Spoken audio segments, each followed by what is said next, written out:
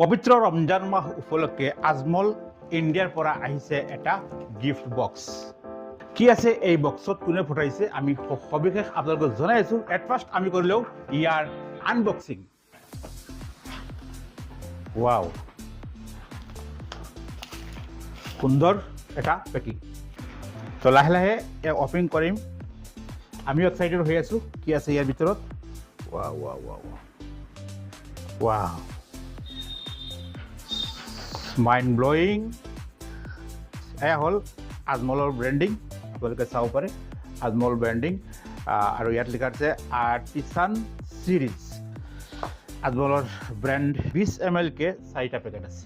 এই পাৰফিউমৰ কোৱালিটি কেনেকুৱা পিছত কম, কিন্তু এট ফাৰ্ষ্ট আপোনালোকে ইয়াৰ গিফ্টৰ পেকেটটো চাই লওক। খুব ভাল লাগিছে, সুন্দৰ এটা আজমল হয় না, আজমলৰতো ব্যতিক্ৰম কিবা হ'বই। আৰু ইয়াৰ অপেন আপোনালোকে চাওক, ধুনীয়া 4টা পাৰফিউম। এতিয়া প্ৰশ্ন হ'ল এই গিফ্ট মোলৈ কোনোৱে প্ৰেৰণ কৰিছে। এই গিফ্ট আমালৈ প্ৰেৰণ কৰিছে আমাৰ এজন ছাবস্ক্ৰাইবাৰ। তেখেতৰ এটা ফেচবুকৰ কাম কৰি দিছিলোঁ আৰু যাৰ ফলস্বৰূপে তেখেতে আমালৈ এই সুন্দৰ ধুনীয়া গিফ্টটো প্ৰেৰণ কৰিছে। তেখেতলৈ আমাৰ ফালৰ পৰা ধন্যবাদ জ্ঞাপন কৰিছে।